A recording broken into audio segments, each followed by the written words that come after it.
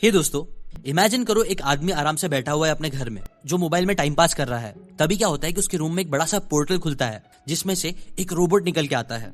Robot निकल के उस आदमी को बोलता है कि मैं फ्यूचर से आया हूँ तुम्हें तुम्हारी गलतियां बताने। आदमी कंफ्यूज हो जाता है, वो पूछता है कि यार तुम क्या बोल रहे हो।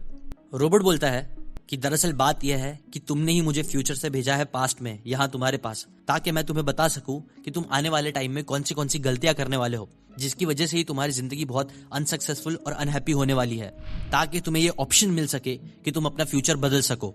ना ये सुनने के बाद वो आदमी बहुत ज्यादा खुश हो जाता है और बोलता है हाँ जरूर बताओ मुझे जल्दी जल्दी मेरी गलतियां, ताकि मैं जिंदगी में फ्यूचर में वो गलतियां ना करूं। अब देखो दोस्तों, ये तो इमेजिनेशन वाली बात थी, लेकिन क्या होगा अगर मैं आपको बोलूं कि हाँ हम लोग भी ना आने वाले टाइम में बहुत सारी गलतियां करने वाले हैं। और क्या ये अच्छा नहीं होगा कि अगर हमें अभी ही पता चल जाए कि हम फ्यूचर में क्या गलतियां करने वाले हैं, ताकि हम उन गलतियों को करने से बच सके और एक हैप्पी लाइफ जी सके। अब आप बोलोगे ऑब्वियसली, लेकिन ये पता कैसे चलेगा? वेल देखो, एल्बर्ट आइंस्टाइन का एक कोट है कि if you want to know the future look at the past. और ये जरूरी भी नहीं है कि पास्ट सिर्फ आपका हो।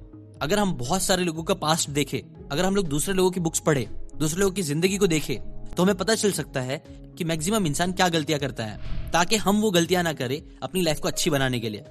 इसलिए आज मैं आपके साथ 5 ऐसे लाइफ लेसन शेयर करने वाला हूं, अलग अलग बुक के रेफरेंसेस से, अलग अलग लोगों की गलतियों से सीख के, ताकि हम वो गलती अपनी जिंदगी में ना करें। और ये गलतियां बताने के लिए मैं 2 बुक का रेफरेंस लेने वाला हूं, 12 बुक्स फॉर लाइफ और बियॉन्ड ऑर्डर, जो दोनों ही जॉर्डन पीटरसन ने लिखी है। कमाल की बुक है। प्लस मैं अलग अलग कुछ रिसर्च की भी हेल्प लूंगा, स्टोरीज की भी हेल्प लूंगा, ताकि आपको मैं समझा सकूं वो गलतियां जो मैक्सिमम लोग करते हैं, जो आप ना करो।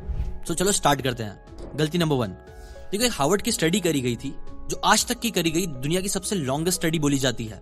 इस स्टडी में 75 इयर्स तक 724 मैन की लाइफ को ट्रैक करा गया, जिनमें से 60 लोग तो आज भी जिंदा है, जो आज भी स्टडी में पार्टिसिपेट कर रहे हैं। लेकिन ये जो स्टडी थी ना, जो 1938 में चालू करी गई थी, और ये जो सारे लोग थे, इन लोगों को 2 टाइप्स के मैन में डिवाइड कर दिया गया था। पहला ग्रुप था हार्वर्ड यूनिवर्सिटी के स्टूडेंट्स का, जिन्होंने अपना कॉलेज वर्ल्ड वॉर 2 के टाइम पे फिनिश करा था, और ग्रेजुएट होने के बाद वो सभी वॉर के सर्विस में चले गए थे।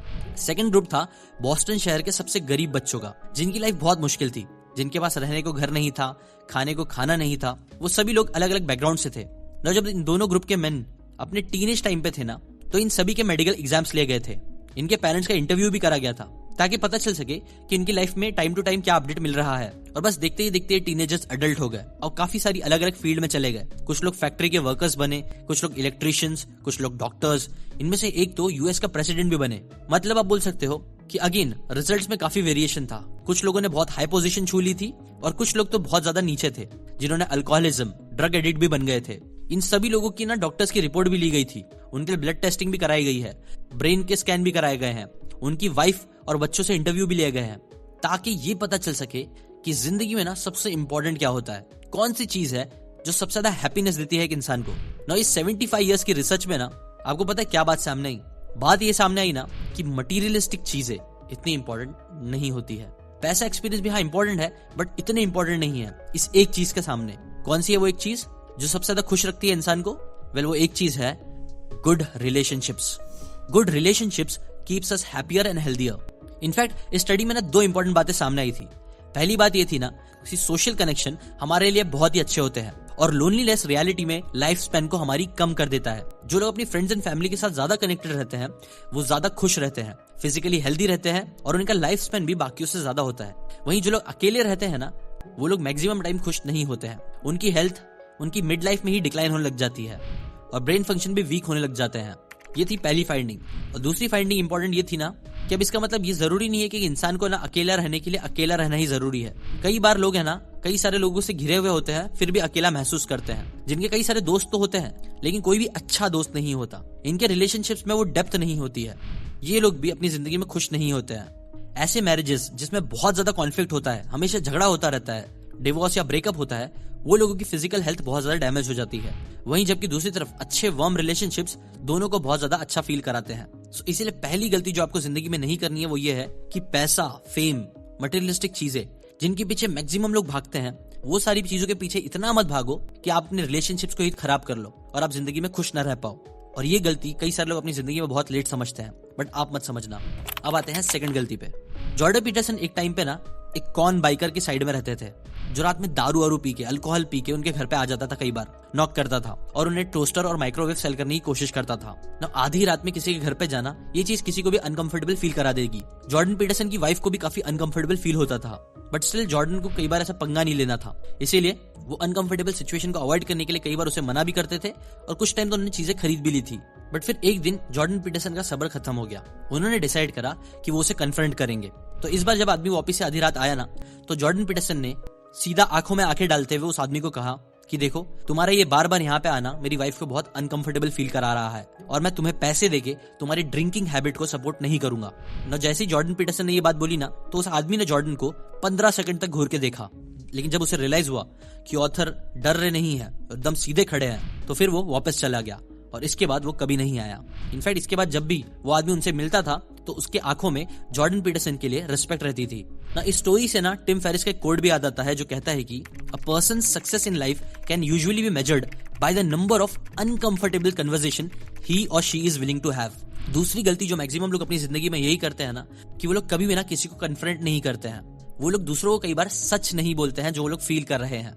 इनफैक्ट कई बार तो वो लोग खुद भी अपने आप को सच नहीं बोलते हैं। एग्जाम्पल, अगर मैं आपसे क्वेश्चन पूछूं, सच सच जवाब देना, एटलीस्ट खुद से झूठ मत बोलना। जो भी डिसीजन आप अपनी जिंदगी में लिए हैं, करियर से रिलेटेड, रिलेशनशिप से रिलेटेड, इन्वेस्टमेंट से रिलेटेड, क्या आप उसमें खुश हो? अगर हाँ तो अच्छी बात है, बट अगर नहीं तो एटलीस्ट झूठ बोलना बंद करो। दूसरों से तो हाँ ठीक है, बट अपने आप से भी।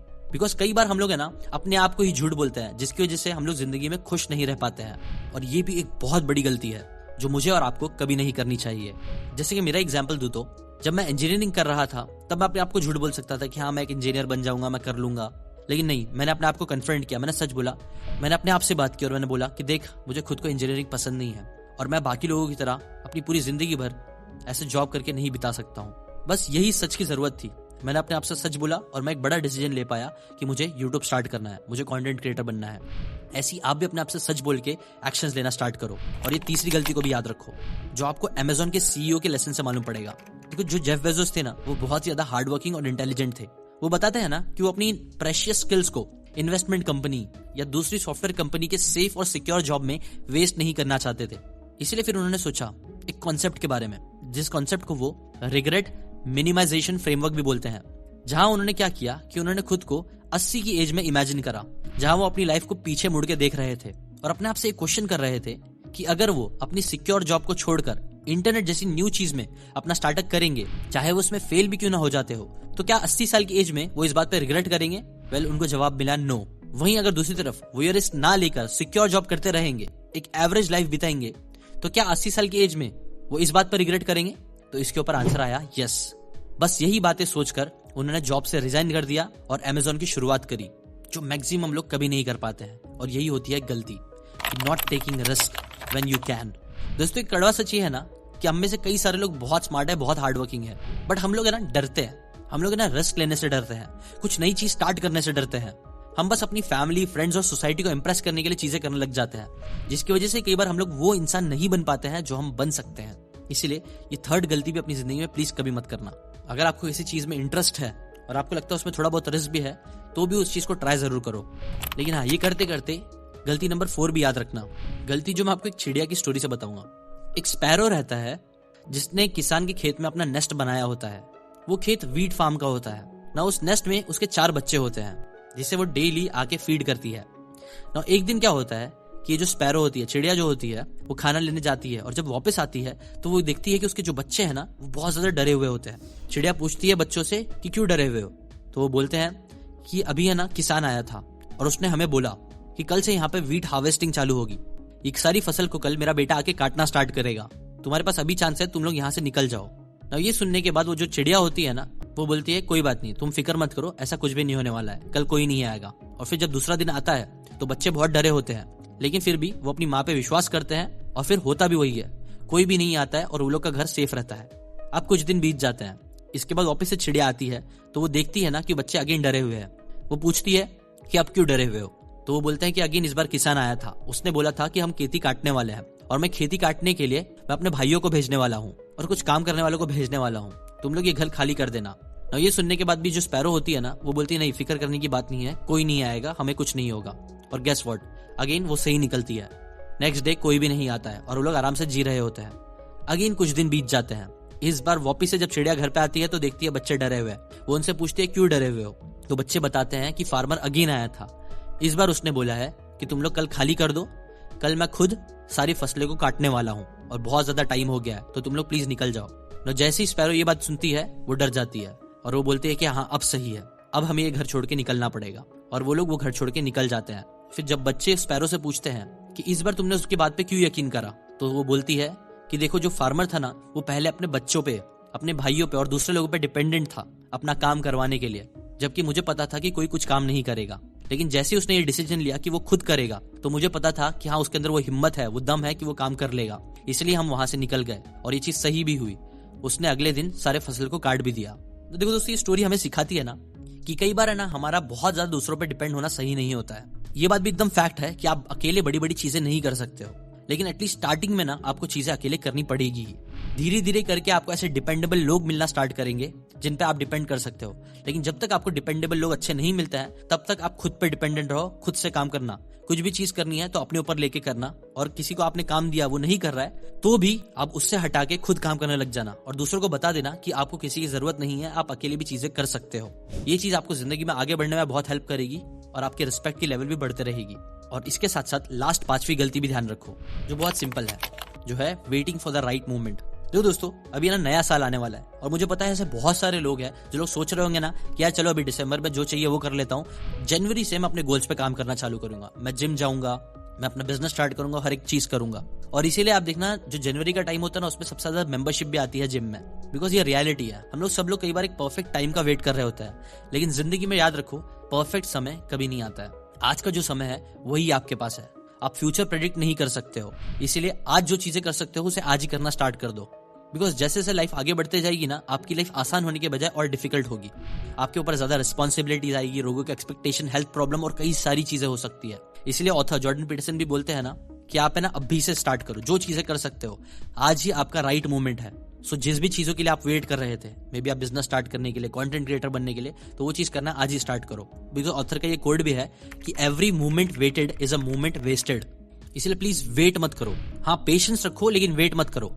अब इसका मतलब क्या है? वेल देखो, वेट करने से मतलब है कि आप है ना एक्शन लेने के ऊपर काम ही नहीं कर रहे हो, जबकि ऑथर बोलते हैं फर्स्ट स्टेप ले लो लेकिन फिर रिजल्ट्स के लिए पेशेंस रखो। बस ये चीज करोगे ना तो पक्का आपके साथ बहुत अच्छी अच्छी चीजें होगी। और अब अगर आपने कभी भी सोचा है जिंदगी में कि आपको ऑनलाइन अपना बिजनेस लेके आना है, अगर आपको कंटेंट क्रिएटर बनना है या ऑनलाइन बिजनेस ऑटोमेशन पे डालना है, अपना स्ट्रॉन्ग पर्सनल ब्रांड बनाना है, तो आप लोगों को मैं एक फ्री कोर्स दे रहा हूँ जिसकी लिंक डिस्क्रिप्शन में है, जो आपके ना कंटेंट क्रिएशन से रिलेटेड साइकोलॉजी बनाने में हेल्प करेगी। वो कोर्स को फ्री में एक्सेस भी जरूर करो, और अगर वो कोर्स में जब एनरोल करते हो तो उसके साथ साथ आप एक लाइव वर्कशॉप के लिए भी एनरोल हो जाते हो, जिसकी डेट आपको नीचे मिल जाएगी। उस डेट पे हम वर्कशॉप करने वाले हैं, वो वर्कशॉप भी आप जरूर अटेंड करना। वहां पे हम डिटेल में लाइव बात करेंगे, लाइव Q&A करेंगे, कुछ इंपॉर्टेंट बातें जो मैंने अपनी जिंदगी में एज अ कंटेंट क्रिएटर सीखी है वो सब बातें मैं आपके साथ शेयर करूंगा, तो उसे भी जरूर चेकआउट करो। और अभी के लिए अगर आपको ये सारी बातें काम की लगी है तो इस वीडियो को लाइक जरूर करना, इस वीडियो को शेयर भी कर देना अपने दोस्तों के साथ, ताकि वो लोग भी ये गलतियां ना करें अपनी जिंदगी में। और ऐसी बुक समरीज अगर आप हमेशा फ्री में देखते रहना चाहते हो तो चैनल को सब्सक्राइब करके बेल आइकन जरूर दबाना। मैं आपके लिए ऐसी इंटरेस्टिंग बुक की बातें लेके आता रहूंगा ताकि आप भी अपनी लाइफ में ग्रो करते रहो। अभी के लिए बस इतना ही। Thanks for watching.